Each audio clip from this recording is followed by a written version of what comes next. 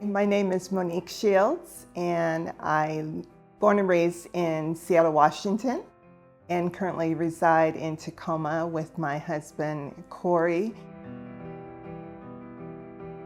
We've been married 30 years. Also, we have two sons, Kendall and Justin.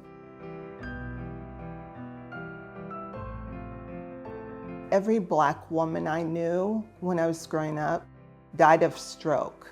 Like my grandmother had 4 strokes before she died. And it was like, why is this? So I knew that heart disease, stroke was really prominent in the African American community, but I didn't know anything, beyond that. 23 years ago is when I gave birth to my first son, and I developed preeclampsia.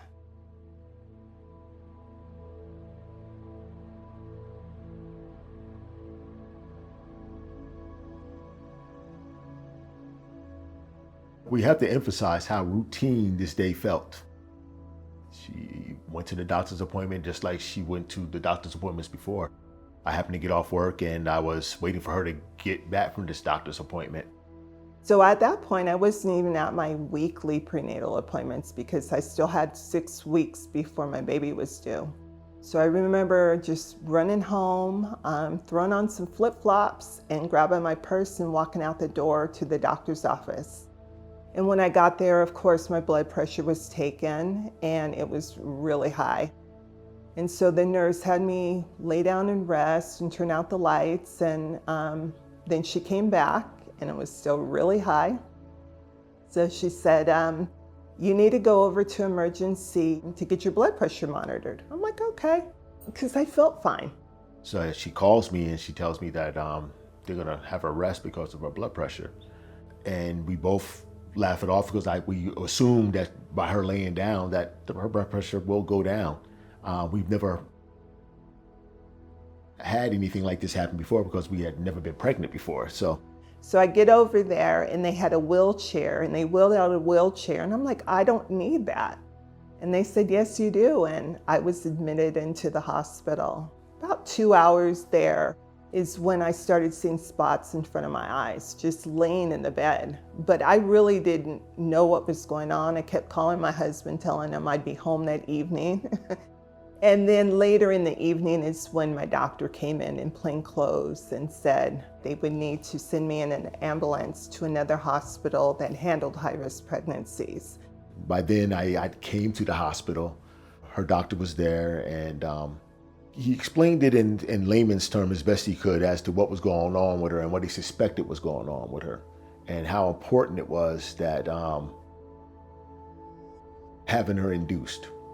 I was put on bed rest for 2 days and then induced. But during that whole time, really no doctors coming in, no nurses, no advocates coming in and saying, this is what you have, this is your condition, that there could even be risk during the delivery and after. That part he had to get across to me. It's about Monique.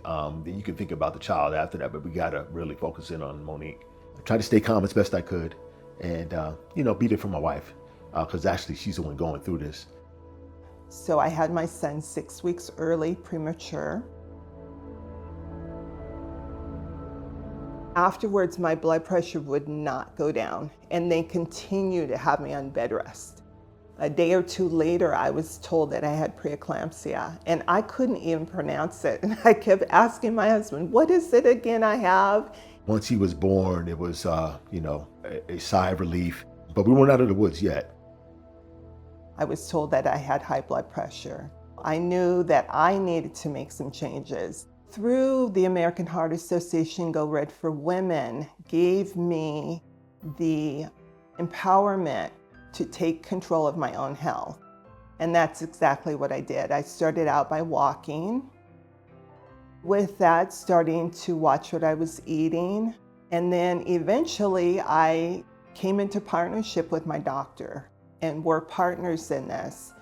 Talking about my blood pressure, taking my readings at home, taking my medication, and then I was one to request to start going to a cardiologist.